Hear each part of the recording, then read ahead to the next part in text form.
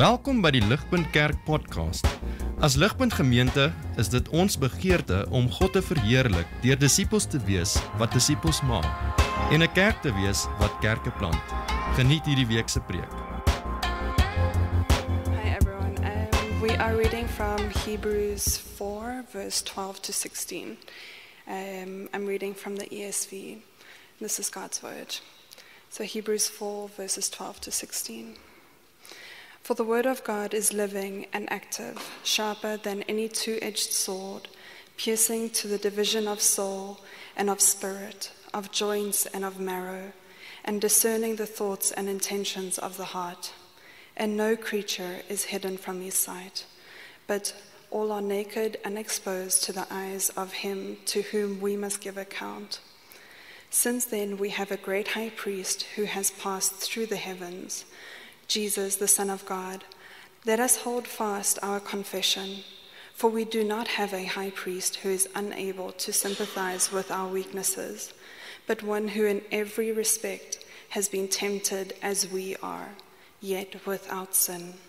Let us then, with confidence, draw near to the throne of grace, that we may receive mercy and find grace to help in time of need.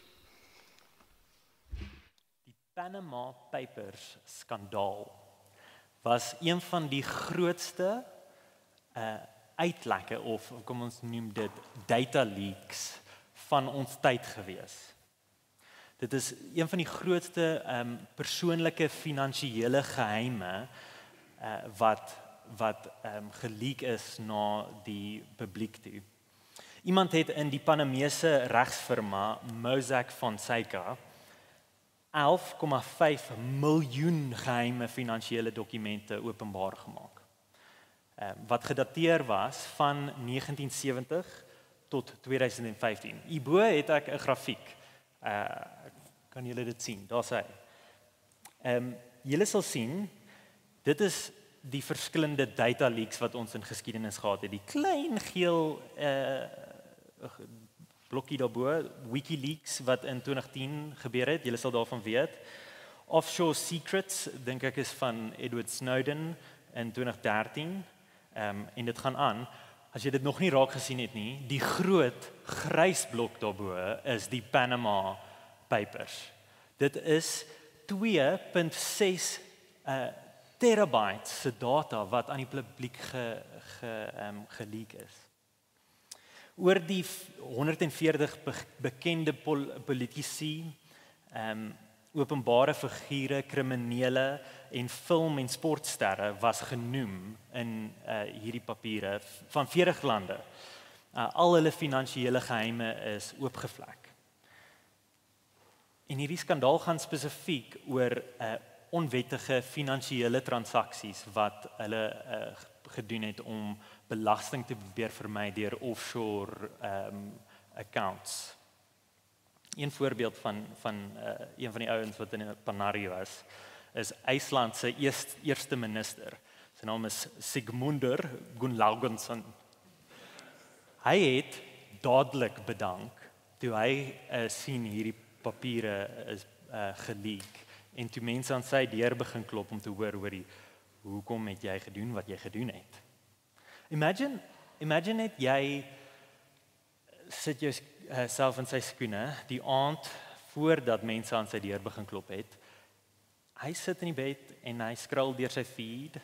2015 so Adele se nuutste song Hello het nou net uitgekom en hy het baie daarvan gehou.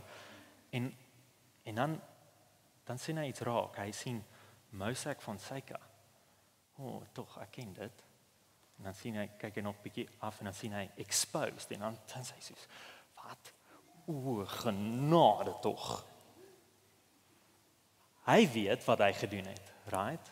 Hy weet hy was 'n skurk gewees en hy weet môreoggend gaan die hele wêreld weet dat hy 'n skurk is. Probeer net daai man se gewete sou hom nie laat slaap het in daai aand nie, right? Wie sal hom gaan teenwoordig in 'n verhoor as hulle so baie evidence teen hom het? Safety sê dat niemand van ons in die Panama Papers skandaal betrokke was nie. Ek's reg. Right? Nervous laggie. Nie een van ons nie, maar om dit bietjie huis toe te bring, dink ek ons almal ken die gevoel van 'n skuldige gewete. Ons weet wat dit beteken om te worstel met 'n sonde en met 'n skuldige gewete wat ons aankla van daai sonde, iets wat ons regtig nie wil hê ander mense moet sien nie, iets wat ons wil wegsteek. 'n Gewete wat ons aankla, wat ons weet wat ons verkeerd gedoen het, maar mag dit asseblief net nie die daglig sien nie. Het jy al so gevoel oor iets? Hier is 'n paar voorbeelde wat ek aan gedink het. Het jy al ooit besluit om nie 'n expense te log nie? Of dalk het jy besluit om iets net van jou belastingstaat af nie te disclose nie? Het jy al toe iemand jou gekonfronteer het met iets wat jy verkeerd gedoen het, net gesê nee, dit was nie ek nie. Net al weet jy dit was. Het jy dalk al jou browser history delete nadat jy na verkeerde dinge op die internet gaan kyk het? Het jy al iets gesteel of op 'n vraestel gecheat? Nee, wat doen ons gewetens? Ons gewetens laat net nie daai oomblik gaan nie, right? Dit bly by ons. Selfs al is dit in die verlede, is dit met ons en dit pla ons en ons sukkel om te slaap. Ons worstel met die sonde wat ons gedoen het en ons weet nie hoe om ontslae te raak van 'n skuldige gewete nie. Hoe voel jy soos wat jy dink aan daai ding wat jy skuldig aan is? Voel jy bang? Voel jy dalk skaam? Sê vir jouself, hoorie, dis diep weggeberg en niemand sal daarvan uitvind nie. Julle vanaand se teks soos wat Gail vir ons gelees het, begin met die woorde van vers 12 en 13. Lees saam met my. For the word of God is living and active, sharper than any two-edged sword, piercing to the division of soul and of spirit, of joints and of marrow, and discerning the thoughts and intentions of the heart. No creature is hidden from his sight, but all are naked and exposed to the eyes of him to whom we must give account. God se woord maak dit duidelik vir ons dat God ons lewens sien. Daar's nie iets wat nie duidelik is vir hom nie. Daar's nie enige sonde in ons hart wat hy nie kan sien nie. Daar's nie iets wat ons suksesvol is om weg te steek van hom nie. Maar meer as dit, God se woord wys vir ons daar aan die einde van vers 13 dat ons God gaan rekenskap eis op dit wat ons gedoen het. To whom we must give account. En so as jy enigiets soos ek is, laat daai woorde jou skrik. Jy voel dalk bang. Ek weet ek is hopeloos in en van myself. Ek weet ek is vuil en ek is sondig en ek is nie great nie. Mense mag dalk dink van my, maar diep binne my weet ek is sondig en ek kan nie voor God staan nie. Nie as vers 13 waar is nie. Nielyn, dit is waarvoor hoekom ek wil praat met ons vanaand. Ek wil hê ons moet na hierdie vraagstuk kyk, hierdie probleem wat ons het. Hoe kan ek en jy voor God staan met 'n skuldige gewete, met dinge wat ons verkeerd gedoen het? Wie kan ons verteenwoordig in daai oomblik? As julle geweet julle vanaand aankla en sê jy is skuldig, asseblief hou aan luister vanaand. Die evangelie is soet, goeie nuus vir ons vanaand. En ek wil nie hê dat iemand van ons moet dit mis nie. Luister na God se woord. Dit is ongelooflik. God se woord los ons nie hopeloos nie. Dit gee vir ons lewende hoop. Soos Riek gesê het, hierdie is 'n eenmalige preekreeks wat ons doen. Die rede hoekom ek gekies het om hieroor te praat vanaand is omdat 'n skuldige gewete nie iets is wat ons like om oor te praat normaalweg nie, right? Ons wil dit eerder nie in die lig bring nie. Dit is iets wat ons sit ons beste voetjie voor en ons laat wat ook al aan die gang is in ons lewens wat dalk nie so mooi prentjie skets nie. Ons praat nie daaroor nie. Maar dis juis die probleem. Want God se evangelie, daai lig het ons brood nodig. En ons het dit brood nodig juis in daai donker plekke waar ons nie wil hê iemand moet sien nie. Ons kort Jesus se evangelie daar. En so dit is hoekom ek wil hê ons moet tyd spandeer in hierdie teks vanaand. Ons gaan spesifiek sien vanaand die volgende. Jesus is ons groot hoëpriester wat my en jou verteenwoordig voor God. Jesus is ons groot hoëpriester wat my en jou verteenwoordig voor God. Hebreërs 4 vers 12 tot 13 maak dit duidelik dat ons voor God staan en ons is sondig en ons harte is ontbloot voor hom. Dis oopgelê en ons besef dat ons vuil is. En dan laat dit met ons 'n vraag. En so ons prys die Here vir vers 14 tot 16. Die woord eindig nie by vers 13 nie. Vers 14 begin met ons het 'n groot hoëpriester wat vir ons in ons plek intree. En so vanaand wil ek hê ons moet dit sien. Jesus is ons verteenwoordiger. En hy is die perfekte teenwoordiger vir ons. Rede hoekom vanaand sien ons twee dinge. Want hy is self God en hy is ten volle mens. Dis net daai twee dinge wat ek wil hê ons moet na kyk. Jesus is ons hoëpriester en hy verteenwoordig ons perfek voor God, want hy is self God en hy is ten volle mens. Net voordat ons by daai twee dinge uitkom, wil ek hê ons moet net gou vinnig praat oor wat is 'n hoëpriester. Ons het baie keer daai woord gesê en ons het dit gesing in die psalms, maar as jy dalk nie vertroud is met die Ou Testament nie, dan mag jy dalk wonder, ek is nie baie duidelik oor wat dit is nie. So hier is dit. Ou Testament Israel was pynlik bewus gewees van die feit dat hulle sonde hulle weggehou het van 'n persoonlike verhouding met God. Hulle sonde het hulle weggehou van om in God se teenwoordigheid te kan bly. God het begeer om in die midde van sy volk, sy nasie, Israel te woon. En so, hy het reg in die middel van die kamp gewoon in 'n tent genaamd die tabernakel, daar waar God gewoon het. Maar daar's 'n probleem. God se mense is sondig en God is heilig. God is die teenoorgestelde van sonde. God kan nie met sonde duld nie, want dit is teen sy karaktereienskap. Hy is vol lig en goedheid. En so as daar sonde in sy teenwoordigheid brand weg soos 'n vlam. En so in God se genade gee hy vir hulle 'n manier hoe 'n sondige mense saam met hom in sy teenwoordigheid kan wandel, genaamd die priesterlike sisteem. Wat dit was, dit was mense, die priesters was mense wat tussen God en die res van die volk kom staan het. En hulle het gemediate, right? Ons ken daai woord.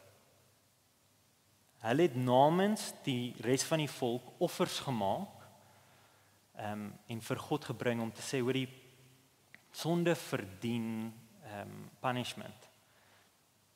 En so ons gaan hierdie offerslag, diereslag, om te wys dat sonde voorbetaal is. Daar was iets wat betaal het vir die sonde wat hierdie volk gepleeg het.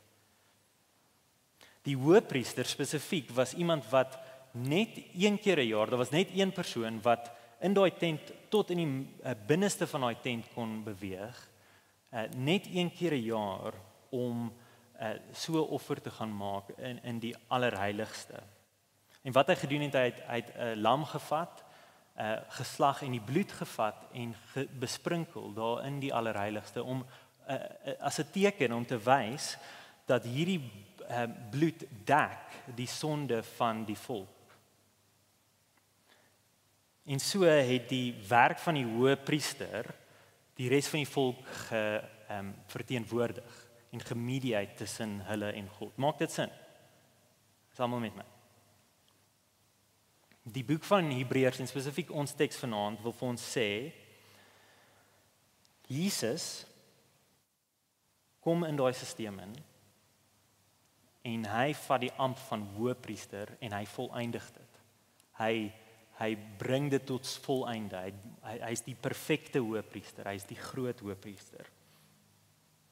Net 'n vinnige storie wat ek dink behulpsaam is vir ons om te verduidelik wat dit beteken dat iemand anders jou verteenwoordig, soos wat 'n hoëpriester doen.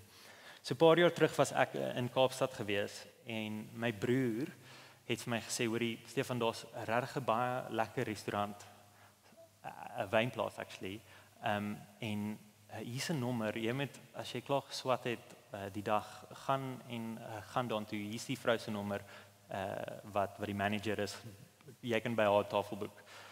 Dis great.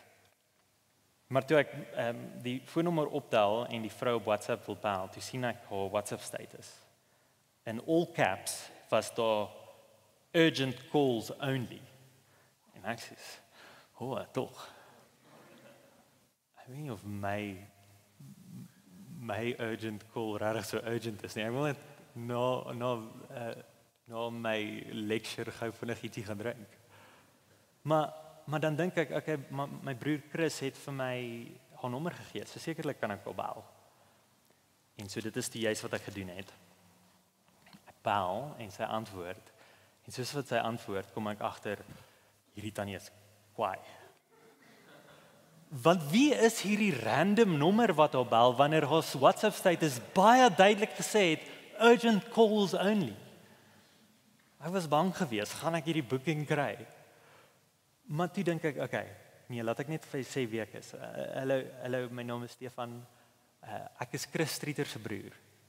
Julle, toe ek my broer se naam gesê het, toe verander alles. Right? Sy het my hanteer soos familie.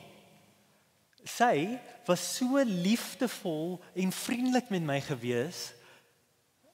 Ek het gaan kuier daar, sy wou nie gehad het ek moes betaal vir enigiets nie. En sy het my gesê, hoor, jy kan enige tyd terugkom. Dit was amazing. Die vroutjie het my glad nie geken nie. Sy het ook nie eers my naam geken nie, right? Maar sy het my hanteer asof ek my broer was. En so in daai oomblik was my broer Chris my verteenwoordiger. Ek was gehanteer op grond van wie hy is en wat hy gedoen het. Sy verhouding met haar, nie my verhouding met haar nie, right? Ek dink dit is 'n behulpsame storie om te verduidelik wat 'n hoëpriester gedoen het. Meer as dit, ek dink dis 'n prentjie van 'n soveel beter werklikheid oor dit wat Jesus Christus vir my en jou doen voor God die Vader. Jesus verteenwoordig ons perfek en ons word hanteer op grond van wie hy is en wat hy gedoen het. En so, kom ons kyk na die teks en ons sien hierdie twee dinge wat Jesus so great maak as ons verteenwoordiger. Eerste ding wat ek wil hê ons moet sien is Jesus is God. En daarom kan hy ons hoëpriester, ons verteenwoordiger wees. Vers 14. Since then we have a great high priest who has passed through the heavens, Jesus, the Son of God. Let us hold fast our confession. Die eerste ding wat ek wil hê ons moet sien is Jesus, ons groot hoëpriester, is God. Sy titel is the Son of God. Soos die hoëpriester van ouds tot een keer 'n jaar in die middel van die tent in kon beweeg, deur die gordyn beweeg het wat die binneste weerhou het van die res van die tent. Right, het Jesus deur die hemele beweeg. He who passed through the heavens. Daar waar God is. En Jesus het die perfekte offer gegee daar. Hy het homself gegee, die vlekkelose lam wat vir ons gesterf het, om eens en vir altyd ons sondes te dek. Ou Testament priesters moes keer op keer dinge slag. Die hoëpriester moes elke jaar na die binneste toe gaan het om daar versoening te gaan maak het, maar nie so met Jesus nie. Jesus in sy kruisdood doen dit eens en vir al en volledig. En so ek wil hê ons moet vir 'n oomblik net praat oor hierdie versie en wat dit vir my en jou beteken. Ek wil hê julle moet sien dat Jesus die enigste een is wat my en jou kan versoen met God, wat my en jou kan verteenwoordig voor God. Daar's niemand anders wat dit kan doen as God self nie, wie Jesus is. Jesus alleen is die een wat my en jou kan skoon was. En dis 'n belangrike punt om te snap, want as jy enigiets soos ek is, probeer jy alternatiewe soek. Right? Jou eerste gedagte is nie om dadelik na Jesus toe hardloop nie. Jy wil op ander maniere jou gewete probeer sis of op te maak vir sondes. 3 voorbeelde wat ek net aan kon dink in hierdie week. Dalk doen jy dit deur selfdissipline. Jy sê vir jouself, hoorie, as ek net harder probeer om hierdie sonde waarmee ek sukkel in die bed te sit, as ek net 'n beter roetine volg en myself beter motivate, dan kan ek hierdie sonde in die bed sit. En dan, as ek dit gedoen het, as ek hierdie sonde oorwin het, dan kan ek nog God toe gaan. En dan kan ek vir hom sê, hoorie, God, kyk, ek het hierdie sonde oorwin. Nou kan ek en jy in 'n verhouding met mekaar wees. Nou staan hierdie sonde nie meer tussen my en jou nie, want ek het deur selfdissipline dit reg gekry. Dalk is dit 'n manier hoe jy heiliglik argumenteer. Hier's 'n tweede voorbeeld. Dalk probeer jy dit uitbalanseer. Jy sê, okay, hoorie, ek weet ek doen verkeerd en daar is dinge in my lewe wat sleg is, maar as ek dit net uitbalanseer met die goeie dinge wat ek doen, dan kan ek my gewete sis. Dan weet ek ten minste die scales balance.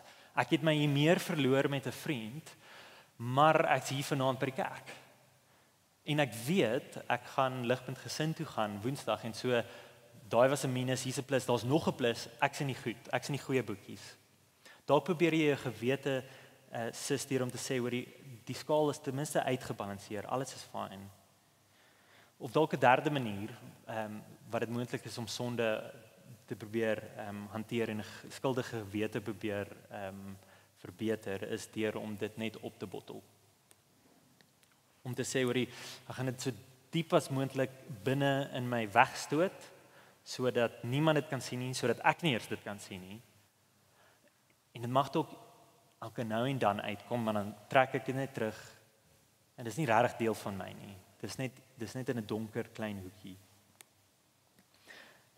Hierdie is net 3 voorbeelde en ek seker daar is baie ander van maniere hoe ons probeer om 'n skuldige gewete te sis.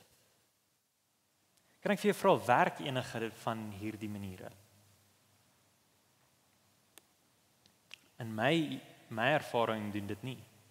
As ek eerlik is met myself, help dit dalk vir 'n dag of 'n week of 'n maand. Maar op 'n stadium is die gewete net sterker en sê oor nee, jy kan nie dit oplos so nie. Hebreërs wil vir ons sê dat dit net Jesus is wat dit kan doen. Dit is net Jesus wat ons kan versoen met God. Wat vir ons 'n nuwe skoon blaadjie gee, wat ons gewetes skoon was. Kyk, want 'n gewete is 'n goeie ding, dit is God gegewe. Kan ek vir jou vra, is Jesus jou hoëpriester? Vanaand soos jy hier sit. Het jy vir hom gevra om jou te verteenwoordig? Bely jy met jou lippe en met jou lewe dat jy glo en vertrou op Jesus? Hy wat aan die kruis gesterf het vir jou sondes. As jy ja sê, jou lewe en jou lippe erken dit en het kenmerke daarvan dat jy op hom vertrou, kan ek jou bemoedig, vriendin, jy is in 'n goeie verhouding met God, as gevolg van wat Jesus gedoen het. Jy is in 'n perfekte verhouding met Jesus. Jy is skoon gewas deur sy bloed. En as jou gewete jou aankla, soos wat jy op Jesus vertrou, en jou gewete sê vir jou, jy is nie waardig nie, kyk hierdie dinge wat jy gedoen het. Jy is nie goed genoeg nie. Jy verdien nie God se genade nie. Dan wil ek jou aanmoedig, hardloop na Jesus toe. Sien hom daar aan die kruis hang, as jou hoëpriester, en sê vir jou gewete, hierdie is my verteenwoordiger, hierdie is my hoëpriester wat vir my intree. Sy bloed tel vir my. Ek wil jou ook uitnooi om te sê dat Jesus se boodskap van hom as ons hoëpriester maak ons vry. Dit maak ons vry van 'n skuldige gewete om ook in die lig te lewe saam met ander. Hy het ons 'n gemeenskap gegee hierso, Christene saam bymekaar om hierdie pad saam te stap. En so ons kan eerlik wees oor ons tekortkominge voor mekaar. As jy wrestle met sonde, hoef jy nie jou beste voetjie voor te sit en asof dit vir jou geregtigheid gaan gee nie. Want jy weet, Jesus het vir my aan die kruis betaal. Jesus maak my vry en my skoon. En so ek kan eerlik wees met hierdie dinge waarmee ek struggle. Ek kan eerlik wees met 'n vriend wat ek vertrou om saam met my pad te stap. Ek wil jou aanmoedig dat soos jy daai stap vat, is dit 'n stap van vertroue op dit wat Jesus gedoen het. My sonde is nie meer die ding wat my identiteit is nie. My skuldige gewete is nie meer wie ek is as persoon nie. Ek is 'n kind van die Here as gevolg van wat Jesus gedoen het, en so ek kan deel met mense waarmee ek sukkel in my lewe. Dis die eerste ding. Die tweede ding wat ek wil hê ons moet sien is, Jesus is ons perfekte verteenwoordiger omdat hy God is. Tweedens, omdat hy mens is en dat hy die perfekte mens is. Lees asseblief saam met my vers 15. For we do not have a high priest who is unable to sympathize with our weaknesses, but one who has in every respect been tempted as we are, yet without sin. Jesus, ons hoëpriester, is ten volle en perfek mens. En so ons teks sê, as gevolg daarvan is hy nie, he isn't unable to sympathize with our weaknesses. Betekende, dis nie asof Jesus nie 'n klou het waardeur ons gaan hier op aarde nie. En dat hy so onpersoonlik teenoor ons optree. Hy het vir ons gesterf, maar hy doen dit actually met 'n grudge, want hoekom kon ons nie beter gedoen het nie? Hoekom doen ons hierdie dinge? Hy verstaan nie wat dit is om mens te wees nie. Kan ons sien dat dit glad nie is wat die teks sê nie. Nee. Jesus het medelee met ons, sympathy. Ek gaan dit weer sê, Jesus sympathize met my en jou. En die rede daarvoor is dat hy presies weet waardeur ek en jy gaan. Hy is mens. Jesus as God het mens geword en as mens presies gevoel waardeur ek en jy gaan. Presies gevoel wat die effekte is van temptation. Hy het gevoel en hy het in alle opsigte was hy soos ons. Hy het geweet wat dit is om versoek te word. Hy het geweet hoe moeilik is dit om die stryd teen sonde te weerstaan. En anders as ons het hy nooit ingegee nie. Hy het tot aan die einde volhard. En hy was perfek. Hy is perfek. Sommige van julle mag dalk die volgende argument gee teen hierdie om te sê oor Jesus het nooit ingegee vir sonde nie en so hy kan sekerlik nie regtig weet die diepte van die worsteling wat ek het met sonde waar ek heiliglik is. Hoeveel keer ek geval het in sonde en hoe moeilik is dit nou vir my om sonde te weerstaan nie. Het julle al daai gehoor? Kan ek 'n teenargument gee? En vir die volgende prentjie skets. Kom ons sê jy en jou pelle gaan stap 'n massive berg op. Platte klipkoords in Tafelberg. Jy sien die ding voor jou staan. En vir een of ander rede het jy besluit om in die middel van die dag te gaan hike en dis vuurwarm. Dit is letterlik 'n berg voor jou. Watter een van julle ervaar meer versoeking en meer worsteling om aan te hou die berg klim? Die vriend wat na 10 minute ingee en die vlag opgooi en sê hoor ek kan nie meer nie, dis te veel? Of die een wat aanhou en deurdruk, aanhou wie se longe brand soos wat hy die berg opklim? Dis natuurlik die tweede persoon wat meer 'n rede het om die gewig van versoeking te ervaar en te beleef, right? Daai stemme is baie harder in die persoon wat aanhou as die een wat opgegee het. En ek dink dis dalk 'n behulpsame prentjie vir wat Jesus gedoen het. Hy het ten volle versoeking ervaar tot aan die einde toe en hy het nooit ingegee nie. En vir daardie rede was dit soveel moeiliker gewees. En die punt daarvan is om te sê hy weet waardeur jy gaan. In die hier en nou kan hy medelee, kan hy sympathize met jou. En so vers 16. Die goeie nuus vir ons, hoe ek en jy kan reageer. Lees saam met my. Let us then with confidence draw near to the throne of grace, that we may receive and find grace to help in time of need. Ons kan met vrymoedigheid na God se troon van genade toe kom. Ons kan na die God van die heelal se troon toe gaan, nou met vrymoedigheid, nie so nie skaam nie met 'n skuldige gewete nie. Ons kan met confidence daar staan en sê, Here, gee vir my genade asseblief. Aan die hand van wat Jesus gedoen het, staan ek hierso met oop arms. Is dit nie bevrydend nie, julle? Is dit nie ongelooflike goeie nuus vir ons nie? Daar ontvang ons God se genade. Dink saam met my terug aan laasweek se prentjie wat ons gekyk het na Openbaring 4 en 5, waar ons God, die God van die hele skepping, op die troon gesien sit het. Hy wat daar staan vol mag en majesteit, vol glorie en heerlikheid en heiligheid en eer. Hy sit daar op die troon. Hy regeer.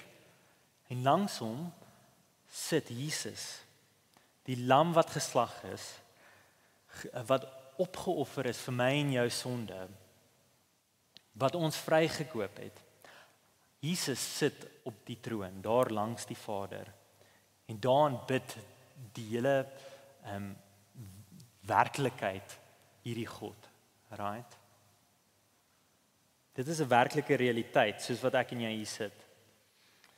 Die vraag wat ons aan die begin vir onsself gevra het is, hoe, as ek daai prentjie sien, kan ek staande bly voor God? Hoe kan ek in die midde van so God lewe, as ek hierdie ongelooflike prentjie gesien het? En as vers 13 waar is, no creature is hidden from his sight, but all are naked and exposed to the eyes of him to whom we must give account. In daai oomblik, waar kan mens staan as mens nie in Jesus staan nie? Maar as ons in Jesus staan, as jy gesê het, Jesus, wees my hoëpriester, sien hierdie prentjie raak. Jesus tree nou vir jou in by die Vader. Jesus jou hoëpriester is jou hoëpriester nou en hy tree in. Hy praat met die Vader. Hy verteenwoordig jou en hy sê die volgende: Ek het my lewe neergelê vir hom. Sien, kyk my bloed wat gevloei het in sy plek.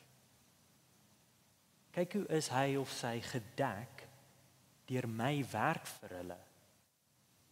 En meer as dit, of saam met dit, sien hoe Jesus vir jou sê, in die hier en nou weet ek jy sukkel met sonde.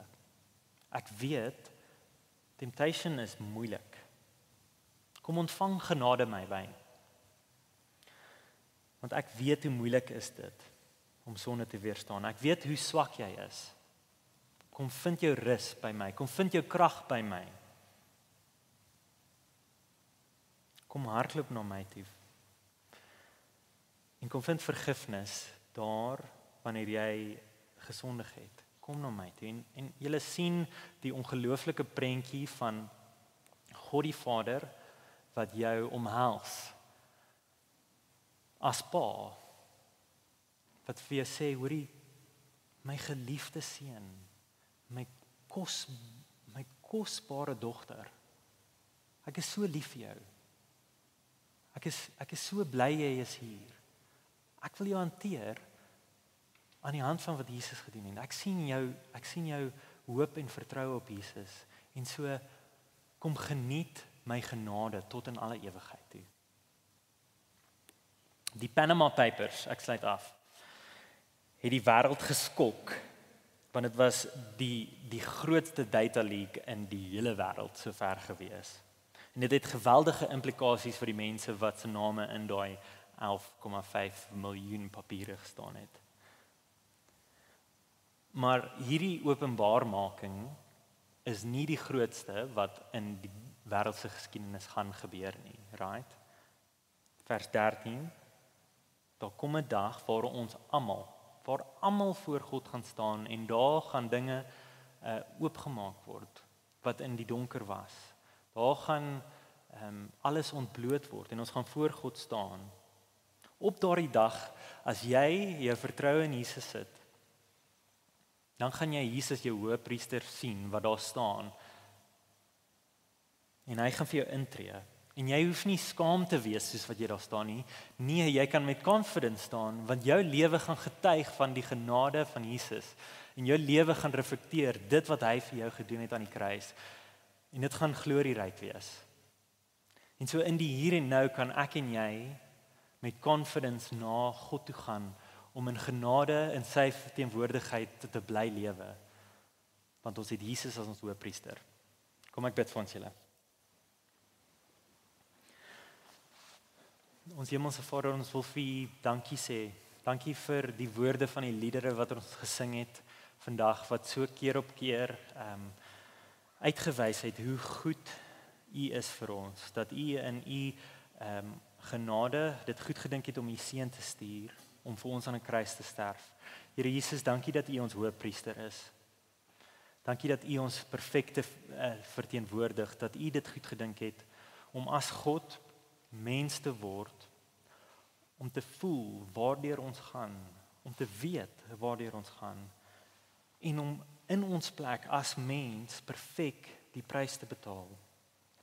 Here, ek bid werklik dat dit hierdie nuus van die evangelie mense se harte sal aanraak vanaand, en soos wat hulle môre by die werk sit, soos wat ons in die wêreld ingaan, hierna, net buite hierdie deure, bid ek dat die nuus van Jesus as ons hoëpriester ons sal bemoedig en ons sal laat staande bly soos wat ons weet dat U ons vashou en dat dit U is wat ons verteenwoordig. Here, dankie vir U goedheid en U liefde aan ons. Ek bid dit in Jesus se naam alleen. Amen. Vir meer inligting oor Ligpunt Kerk, besoek gerus ons webwerf op www.ligpunt.com of kontak ons gerus by info@ligpunt.com.